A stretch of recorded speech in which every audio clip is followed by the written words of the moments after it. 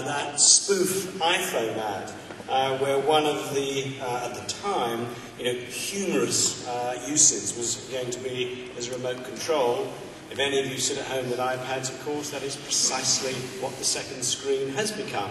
And that's part of what's going to happen now, talking about how the emergence of different screens for different purposes has an impact on the media world.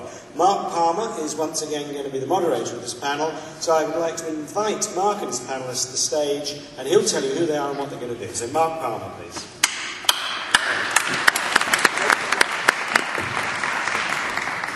Why don't you get seated? Can you hear me? Can you hear me? No. Oh, that's because my mic is down. Thank you. Oh my God. I'll work this out in a minute. Carry on, talk amongst yourselves. Can you hear me? Can you hear me? Yay! Right, we'll start again. Hello, Mark. All together? Hello, Mark. No, Hello, that's Mark. not good enough. Hello, Mark. Hello, Mark. Hello, Mark. Thank you very much. I'll shout if we get stuck. Normally, when you go to these things, we have this nice fake row that occurs. Is the internet going to kill TV, and TV going to kill the internet? Anybody's here, been here for the last day or so, has discussed that's probably the wrong question. And actually, if you talk to anybody from a digital perspective, or a client perspective, or a TV perspective, that's not the way they think. However, how's it going to work? So what we've got is a sort of bizarre presidential debate. I'll explain the format to you. We have three proponents who are going to argue their case of what they think the future is from their perspective, and they are persuading a gentleman on our far left, who I'll explain this in a moment, who is a client, advertiser, as to what, and then he's going to decide which one. You also, at the end, get to decide which one you think is most persuasive, okay?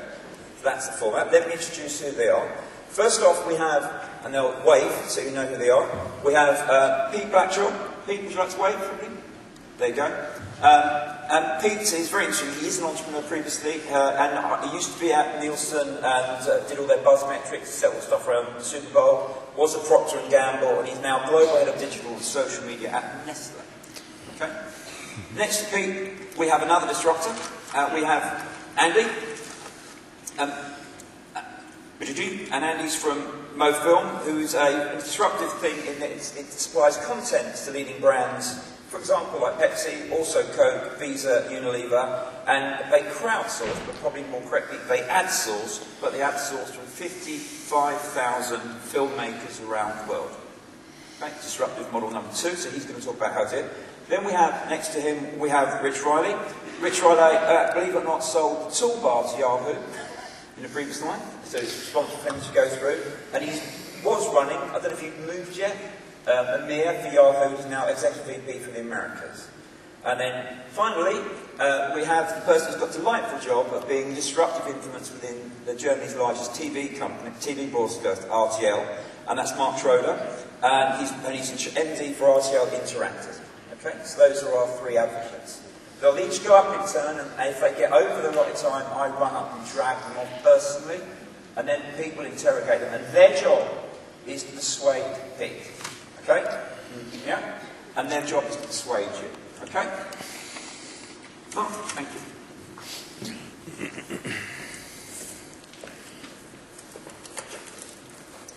Well then, Pete, ladies and gentlemen, thanks for giving me the opportunity to be here today and speak at the Festival of Media.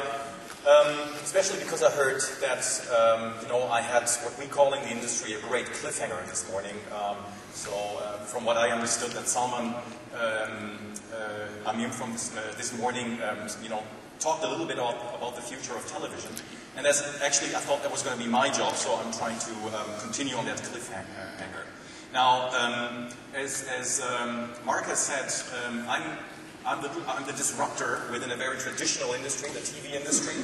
So I'm actually the online guy that is supposed to speak in favor of TV today. And let's see if that was a good idea. First of all, just to give you a quick introduction, probably most of you are aware what RTL is. RTL Group is the largest radio and TV broadcasting group in Europe. And I represent the German operations.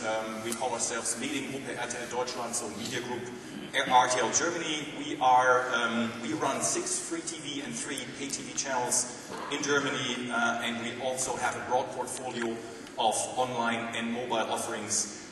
What most of you probably don't know is that we have activities also in social media. So we are the #1 runner-up to Facebook in terms of social media platform with a platform called Wer kennt wen.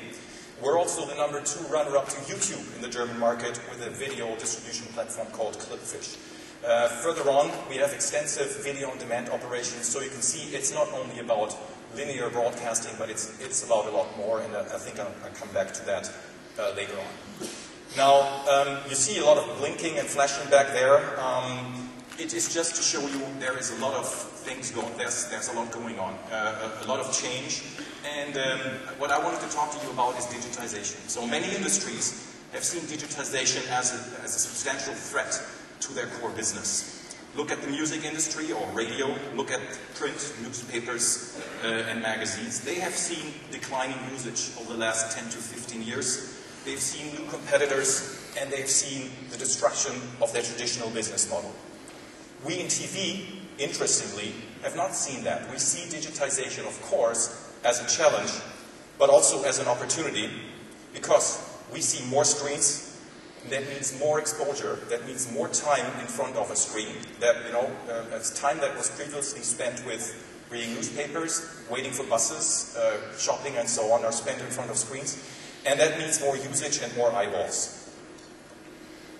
Now, as I said, unlike other media, TV consumption has not been negatively affected by digitization. On the contrary, throughout the last 25 years, we've seen increase in TV usage, and this is numbers in the back you see from Germany, and I think we saw some statistics earlier on. So it's more than 230 minutes, that's almost 4 hours on average that an average person watches TV in Germany. And then you would think, okay, there's all these new media, and that's going to cannibalize TV consumptions. On the contrary, we've seen that internet usage has been a real additional media usage. And you can ask yourself, so where does that time come from? Do people have more time? Well, there's 2 effects to that. First of all, this is time going to media that was previously spent on other things. For example, on writing letters, having phone calls, going shopping, going to the post office. So you have to be very careful when you look at internet usage numbers, because we believe that this is not necessarily media budget, but it's also commerce budget, communications budget, and so on. So that's one effect. It's like new time that was taken away from other activities. And secondly, a lot of that usage is actually happening in parallel. And I think we're going to have that second stream discussion a lot when we get to the panel discussion. Now, why is that so? Why has TV not been negatively affected, even though digitization is almost over in Germany? Well, we think there is a lot of very basic behavioral things to TV. For example, the TV schedule structures the day of a lot of people. They want to be forced into that schedule, even though everybody thinks, okay, I want to have everything on demand. Research that we've done actually concludes the opposite, that people like the fact that certain things start at certain times. Second of all, TV, and I have to say this, is probably the most involving medium of all. And thirdly, it's the most social medium. Maybe not in the sense that social media are looked at today, but it's very social because it's often consumed with more than one person. Now, digitization, I've touched upon. Now, does that mean that the rules of advertising are changing? Of course, there is an increasing number of communication channels. All media are changing. Look at, the text. Text was formerly printed. Now it's online. Now it's on the iPad. Recorded music was packaged into CDs and broadcast via radio. Now it's live streamed, and you can buy it in the iTunes store. And the same is true for video. In the old days we had linear TV. Now we have video on demand, and we have YouTube. And of course, also the usage of media is changing. It can be live. It can be time shifted. It can be on demand, it can be on different devices, it can be at home, it can be on the move. So there's a lot of changes, but the good news is, according to what we think, is that the key success factors of an effective brand communication strategy have remained pretty much the same. Now let me give you an example, and being German, I couldn't resist taking a car example, so a car metaphor for this. Let's look at this. So on the top you have an advertiser, a client that has a product. Let's call the product 400 horsepower.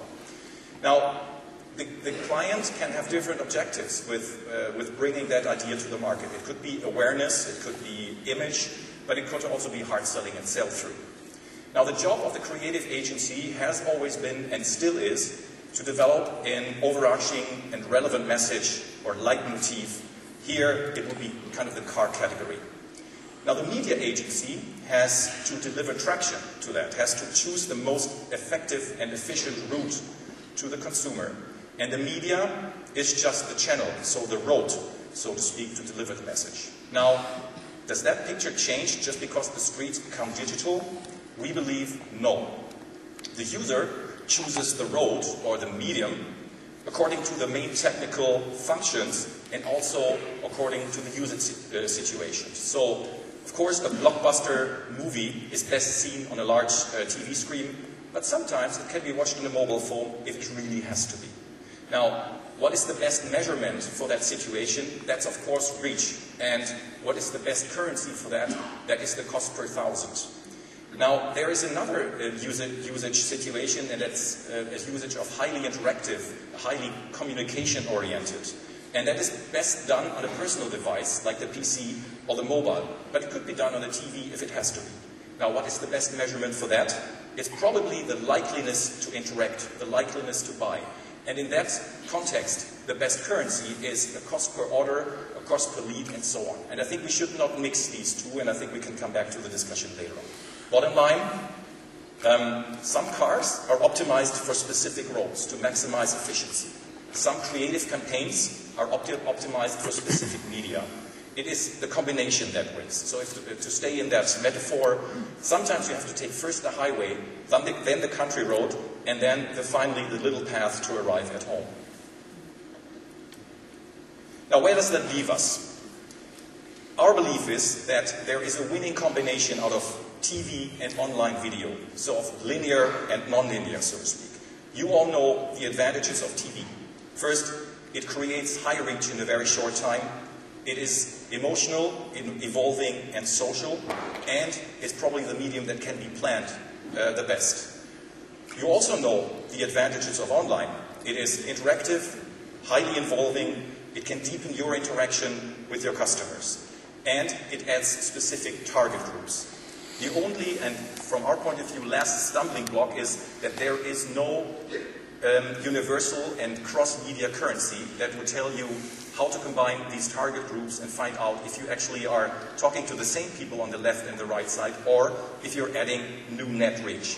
So what we're trying to do as RTL in Germany, we are trying to establish a market solution for a cross-media currency that would actually that would help you to answer those questions. And we want that to be a real market solution, not a one-off thing. So that's why we are working together with the major advertising associations in Germany, that is especially ACMA. So we're pretty confident that we can deliver this new currency to the market in the first quarter of 2013. Ladies and gentlemen, as Mark has stated in the beginning, this discussion is not about TV or online. It's about how to combine TV and online in the most intelligent and measurable way. Thank you very much. Mark, just stay there for a moment. Sweating this man, thank you very much. Right, so we'll be sweating this man here. Please, question while we've got Mark up? I have one question. In terms of the way you sell to advertisers, are the salespeople that are selling the TV ad time, are they equally incented to sell the online platform, or is it divorced? No, they are. They have the same incentives, so online and TV goes along, so they have both targets. And it's interesting that the online salespeople have TV targets as well. Okay, thank you. Okay.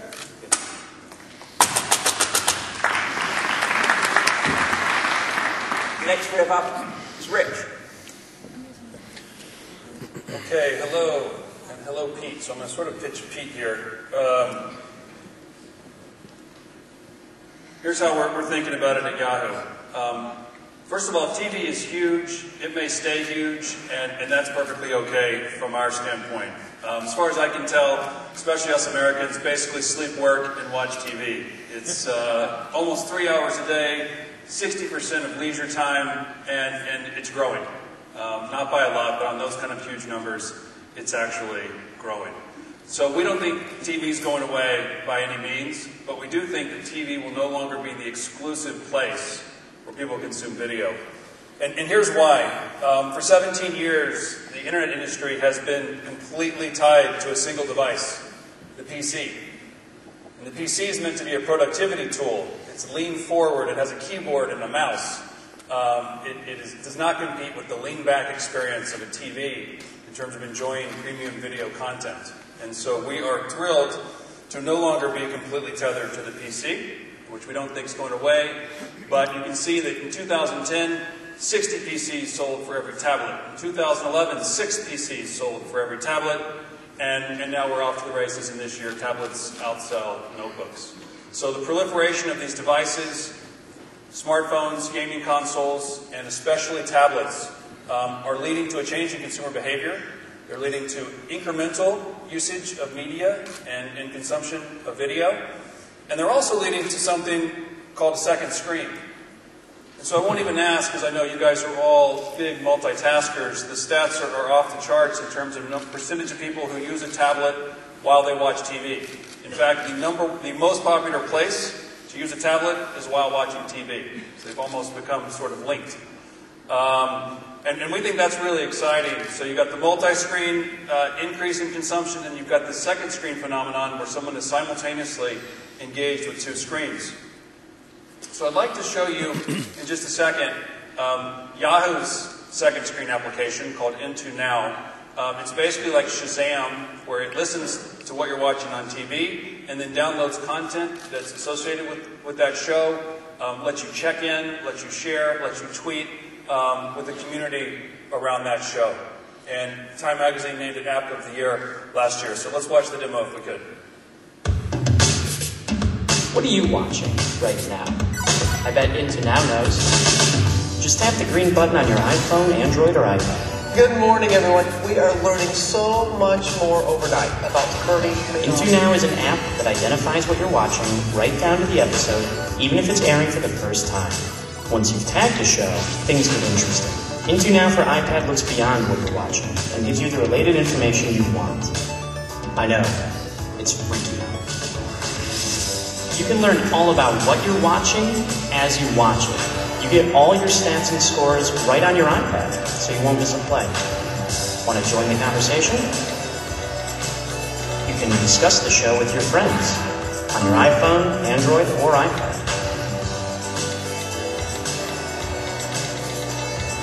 Sound good? Then download the free app, turn on your TV, see what everyone's into now. Okay, a little taste of Into Now. It launched in November. It's had over 3 million downloads, and hopefully you got a little feel for how enriching that can be if you're watching a sporting event or any other kind of broadcast in terms of all these different elements that can be brought relevant to the show. So what does that mean for advertising? Here's an example of someone's watching the Golden Globe Awards and just a simple sponsorship of a poll, of voting in real time. Who's likely to win, being able to share that with the other people who've checked in for that show. And I think if we talk about what we could do with the Nestle, we can sync this, we can Shazam your ad, and we can sync it with what you're playing on broadcast and bring in additional content about your product. We can offer, we can target at the user level in terms of promotional opportunities. So someone who wants to actually know where they can buy that particular product close to where they are at the time. So this really unlocks all the data that we have in digital, all the targeting capabilities, and lets us sync that with what's happening in broadcast. So, it's really early days with this, but we think the possibilities are tremendous in terms of where we take this and how we work with all of you and hopefully Nestle to enrich the consumer experience and engage more deeply. The other thing I wanted to share quickly is that, video is about 10% of online advertising today. but it is growing faster than any other product. 50% year-over-year growth. The demand for it is just enormous, and I think you all are familiar with pre-roll and mid-roll and post-roll. But I also wanted to make the point that video does not have to necessarily be attached to video content. We can also do things, and I'll show this quick demo of a homepage takeover that tries to make the point you can run a full video advertisement on a homepage at any place where that audience is that wants to be targeted in a big way. So we can just show this demo quickly of an actual ad we ran in Brazil. Olá, eu sou Alex Atala e vou te mostrar que uma boa receita começa com a escolha de bons ingredientes. Esse aqui. So I think that gives you the flavor for it, but basically we can do whatever we want with this format. We can take a full-length video, full-length commercial, run it in this sort of very high impact, full screen takeover, sight, sound, and motion kind of way. Tá bom. Mas pode ficar. Cool.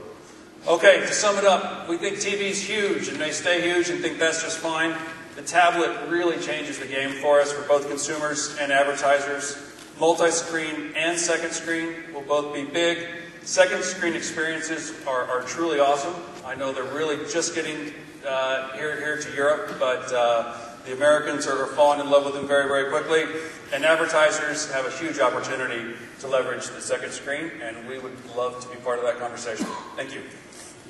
Thank you. So Pete, what have you got, Richard? Well, first thing I want to say, anybody who was looking at that and was tweeting Nora, I would hope they would replace the word with Maggie. You gave two specific examples. One was very inviting and engaging, participatory, if you will. The other one was actually rather interruptive.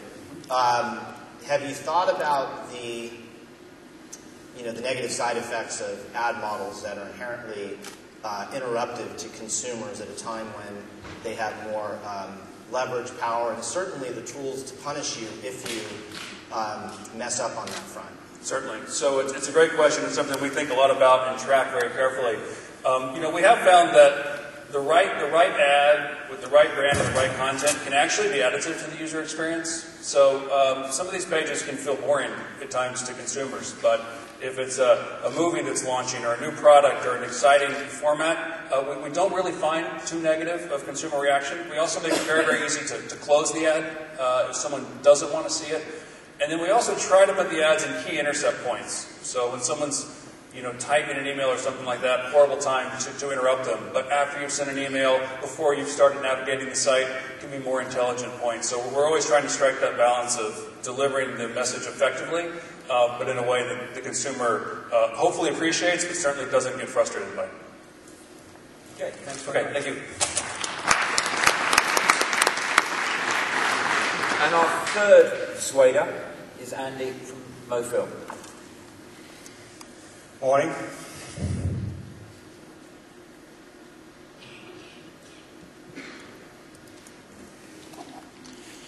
So, we have media planners in the room, and creative agencies and clients. So, let's give an example. This is the red carpet. People plan for years to get their opportunity on this carpet. That's filmmakers, producers, directors, actors, actresses. It's not done by accident. You guys plan where your media goes, how it's used, how it's worked, and where you place it, how you place it. There are really good things that go on this red carpet, and there are really bad things. She chose that dress. She had the opportunity all year to get multiple dresses, but she chose that dress, knowing the value it would produce around the world in terms of media. People do plan ahead of the game. He had to score the goal, he had to make the t-shirt, he had to actually be triumphant. So, as a Mancunian, the new Balotelli Eyes is a fantastic opportunity to actually make your advertising work in the right place at the right time. But what you need is content. So, are things changing? Are things uncomfortable? Well, ask the music industry. Ask the major studios. Change was uncomfortable, but it's happened, they've transitioned through, and they're coming back. advertising is based on one thing: happiness. And you know what happiness is? Happiness is the smell of a new car. It's freedom from fear. It's a billboard on the side of the road that screams with reassurance, whatever you're doing, it's okay. How do you sleep at night? Bed made of money. Guys, the bed made of money is over. Let's be honest, it's a great program. People want to advertise around it. It goes on every single screen. You choose when you watch it, where you watch it, and how you watch it. That is not going to change. How you advertise around it, what you place around it, is starting to change. As we've heard from clients, and Salmon and Pepsi and other clients, it's video. Everybody wants to see it in the same format as their program. So, what's stopping this? Well, creative agencies still say it's all about quality. The creative production has to be perfect, the execution has to be right. Thus, the price is expensive. And the speed at which they plan is sometimes prohibitive. We've known crowdsourcing. We've heard earlier yesterday about The Guardian and open source. We've heard about the App Store. There are thousands and thousands and thousands of apps, even one here today. So why can't we do this with content? At the moment, MoFilm has 80 global clients doing it with content without the aid of an agency or a media buying house. So who is wrong? The agencies or the clients? The quality is right, the price is right, and the speed is there. We have 60,000 filmmakers around the world who are going and doing the work for clients. That's 60,000 creative directors without the egos.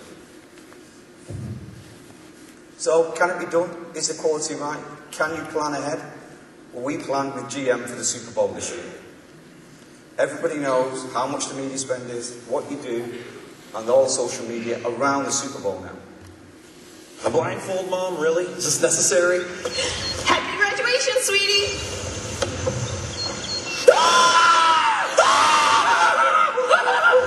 I can't believe you got me this car! Amazing! Status update. Best day of my life! Call on Grandma. Grandma, best Should we tell him? No, let him time out first. Joker, check out my sweet ride! How can you jog when you can drive? Not yet, he's losing steam. Just let him run its course. I'm marrying you right now! So marrying you right now. We're getting married! Hey, Steve. Best gift ever! Not the car. Best gift ever! Best gift ever! Come here. Another reason why Chevy has Steve. Hey! It's the Johnson that stole my car! So that is crowdsourcing. It's not a cat and trampoline. It was delivered 4 months ahead of the Super Bowl, along with 30 other Super Bowl ads. In a price, actually, saved them enough money to actually buy a Super Bowl slot. So, can we liberate content? Is content there? Well, if you don't, the crowd will. People are doing it today. The clients need more content. The crowd's willing to give it. The model is changing.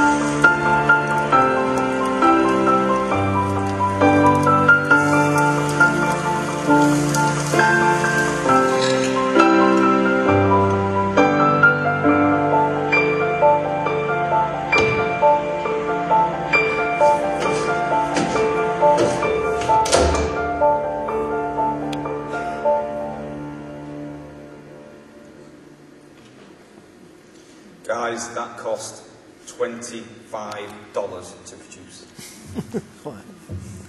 Not $25,000. That was shot in their apartment in New York with paper and paper cutters. And they work for an agency. They work as media buyers and planners as an agency. What do they want to be? Creative directors. Are they good enough? Bet your bottom dollar they are. But content is content. Everybody still wants to do it. People still want to make it.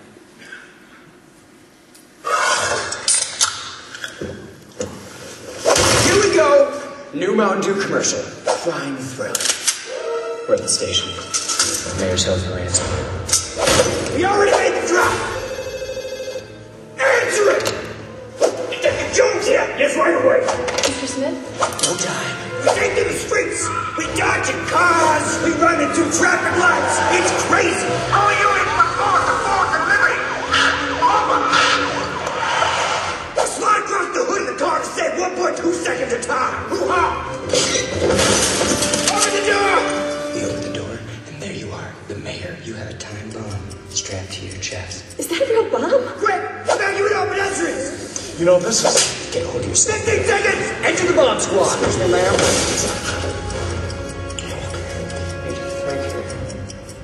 That's the blue wire, or the red wire, or the green. 5, 4, 3, 2...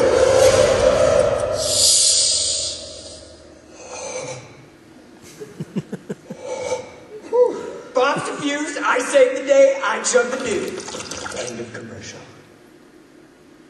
What do you think? You're in the wrong office.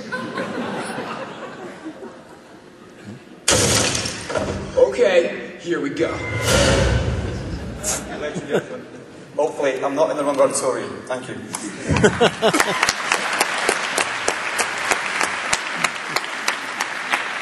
So, Pete, tried this guy, remember? So, I think there's two ways of thinking about media efficiency as I listen to your presentation. One is how do we disintermediate cost structure to deliver content at a lower price. The other one is how do we take any piece of ad content, irrespective of starting price, and amplify it or get additional life out of it, whether it's extension and online conversation. How do you think about the second part? I mean, is there a new criteria that we bring to the table in designing ad copy with an eye towards sustained conversation, latency online? The answer is no. In truth, quality and relevance and timing is still as important. You know, if Allspice works, you know, if you looked at the Chevy ad earlier, that's had, what, 4 million unique views. Why? Because it was placed around the Super Bowl. Everybody wants to watch the Super Bowl ads, and then when you do, you want to share the Super Bowl ads. So, it's relevance. It's still the same. If the content's good enough and it's relevant, people will watch and people will share. Fact. Okay. Thank you very much.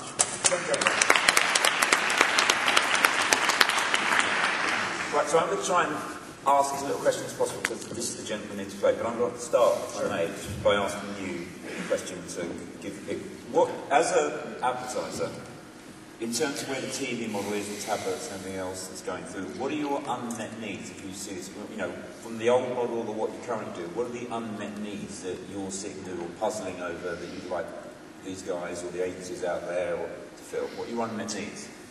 Well, to take a step back, at Nestle we have something known as brand building the Nestle way. It's our brand building framework, and we have a series of rooms that are in the brand building house, and one of them is creating engaging brand experiences, another is delight with product experience, another one is know your consumer deeply.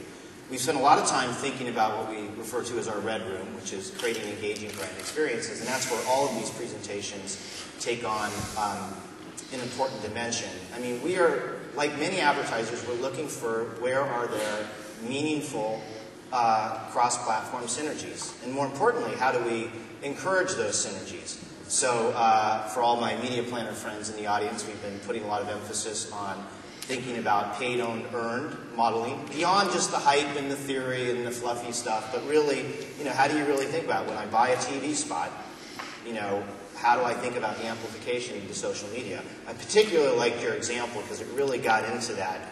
I am watching a piece of programming, I'm watching a piece of ad copy, and I have an opportunity to engage in multiple ways. It wasn't just, in the pre-internet, there was really like one way you could engage. You could click, but in your particular case, there were several examples. But we're thinking about how do we drive that synergy, manage that ecosystem, if you will, and do it very efficiently. It's also begged some interesting questions that I think you started to answer. I'm not sure I completely agree with you, which is how do you start the creative process with an eye towards amplification? And I do agree that great creative will always find incremental shelf online and on conversation. But I also believe that there are certain types of creative that tend to find extra shelf life online because we've identified the specific talk driver, or we've really thought about certain influencers that we might diffuse the content to early on and the like. So can I take that as a question to these guys? Yeah, sure. So if Pete's after amplification, so previous its ratings or exposure or views, I know you're saying great creative gives you amplification. What's your answer to what you do? Do you want to start? What's going to give your method to Pete better amplification? I mean, I was impressed. I mean, of course, we've looked at it earlier on by the Yahoo model until now as well, because I mean that's what second screen is all about. It's like having the involvement of a very impactful TV commercial, and then extend that to a more interactive way of communicating. So I think what TV can do to make that a really coherent experience, because the problem with a lot of the second screen activity is that it's not additional, but it's incremental. It's distractive, and that's a problem on the content side with the programming. But that's going to be your problem, advertiser in the ad break as well. So who's telling you that while you were watching the Coke commercial on air, that there is no Pepsi commercial online? So, and I think the only media that can prove that you have an overarching experience is actually the media itself, because they can deliver eyeballs. They can give you a red button. They can give you a Shazam-like checking experience where you're absolutely sure that your message is as extended and that you create more buzz rather than being distracted. But do you always think that we need to meet the offline ad with an online ad, or do we simply need to think about how do we use whatever tools available to us to just engage the consumer? One could argue that you make the offline advertising more effective by getting consumers into a community and just getting them to talk about it, whether they're getting hit with another reinforcing ad or not. They're already engaged, they've been stimulated and the like. And what I'm trying to figure out, it goes back to my question about interruptive, to make sure that we're always making that experience meaningful and engaging and rewarding.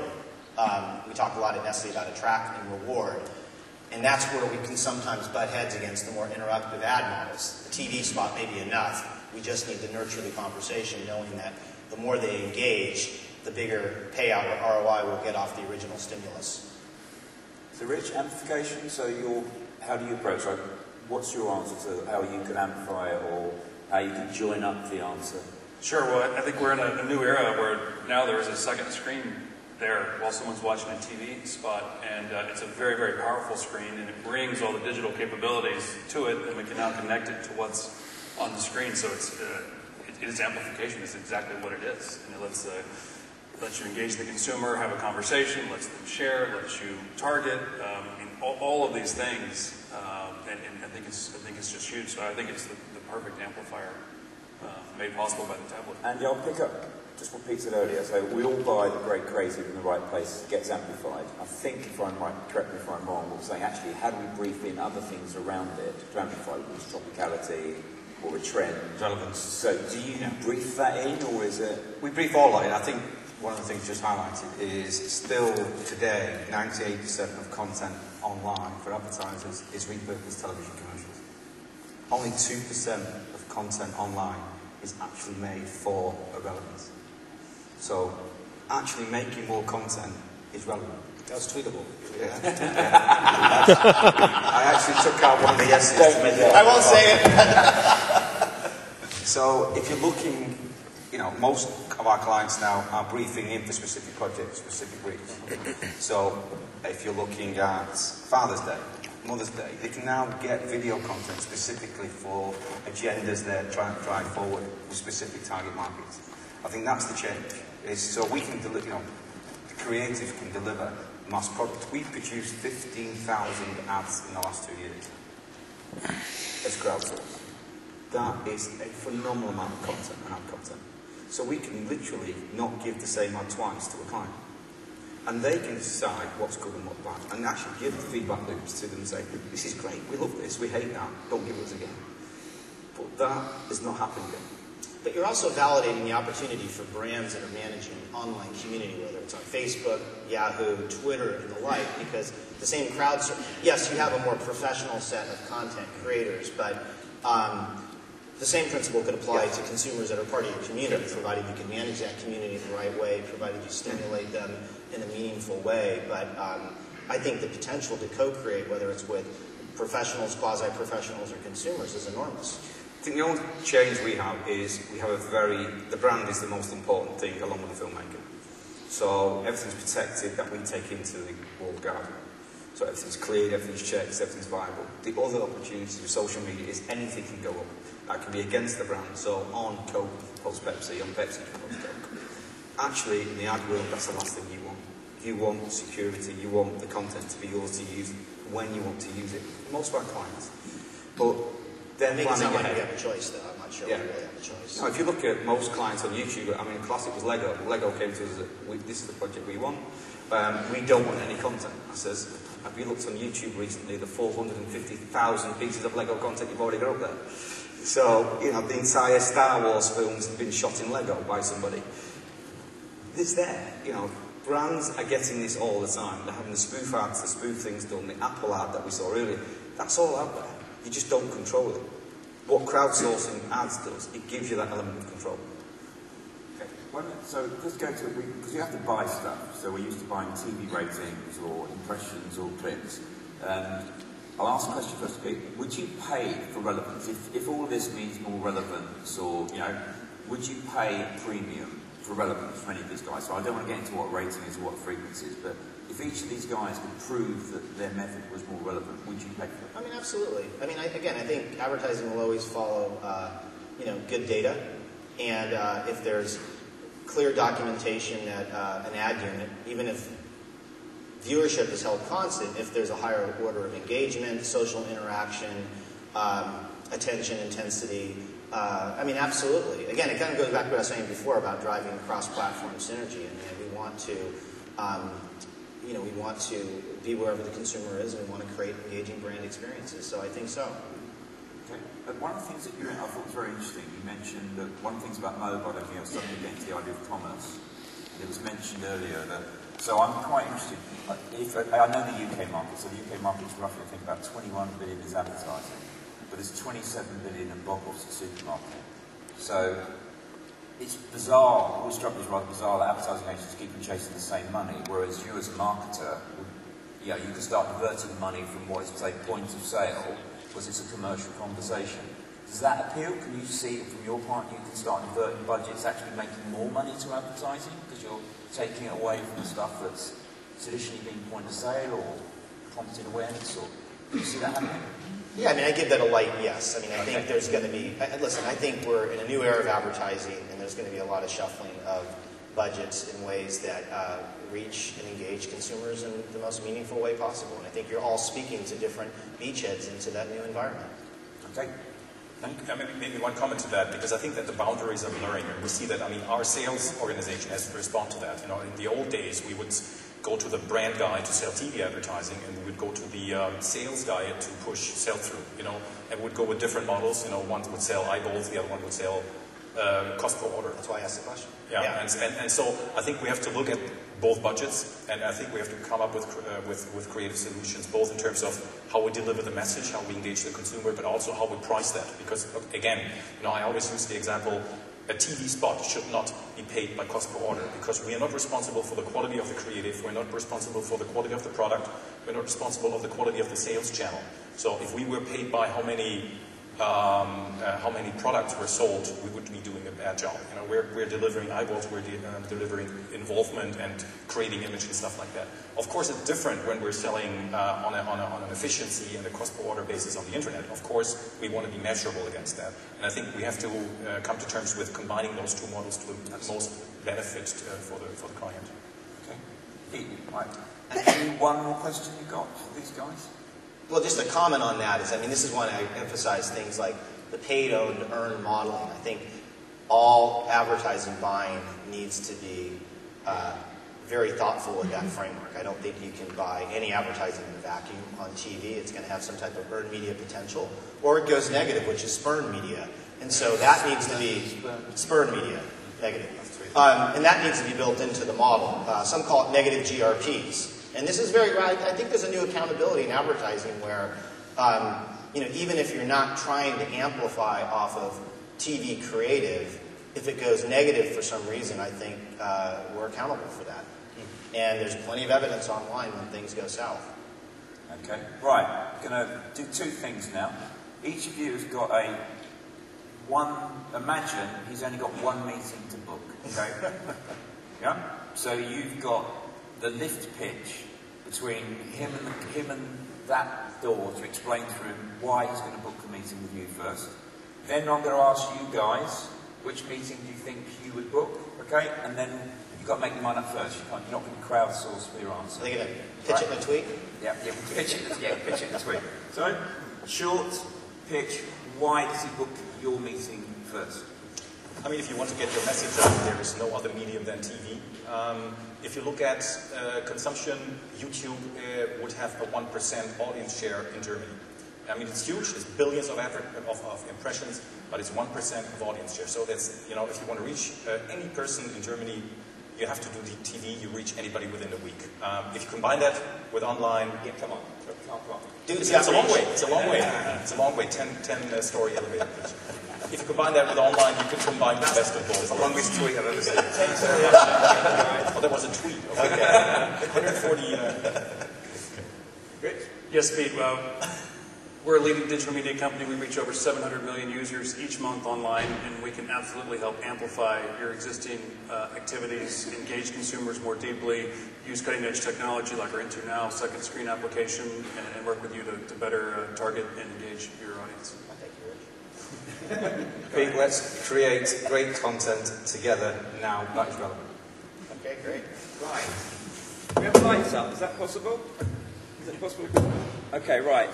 Now, there's no abstaining, okay? There's none of this, oh, I don't want to know. So you just practice. Can you put both your hands up just to warm them up for a bit, please? Right, put one of them down. Oh, right. I'll shout. Put both your hands up. Put one of them down. That's how you vote. Right. Right, so, if you want to vote for Mark and his TV persuasive arguments, he gets the meeting. I'm shouting. I do apologise, and it's my fault. If you want to vote for Mark, can I have your hands up? And no changing your mind, guys. No, yeah? Vote for Mark now. You can judge this at the end for me, okay? Okay, hands down, thank you very much. If you want to vote for Rich to have the first meeting, put your hands up now. That's pretty good. And anybody who's got Man United fans in the audience? Take that bias out. If you want to vote for Andy to have the meeting, hands up now. Ooh. So, my guess, Andy gets the meeting. Who would you have the meeting with? You have to pick. Honestly, I think I would start with Yahoo. I think, and maybe it's a basic hygiene need. I think you're hitting something, and I'm especially attracted to the whole mindset around the app. I do think there's something very, very powerful taking place with consumers. Interacting, socializing, engaging around TV content. I think we need to understand that. I think we need to appreciate it. I think we need to get into the nuances. I think we need to do a lot of test and measure. And I think it's something we can start doing immediately. I actually really like what you do. I see that as kind of a longer run area, but I've got to immediately figure out how the area that I'm already putting a significant amount of investment is stimulating online engagement. And that would be a starting point. But quite frankly, I think you're all... They'd all get a meeting. You're all going to get a meeting. Right, another thing, now take your hands up at front, give a round of applause for our three panelists.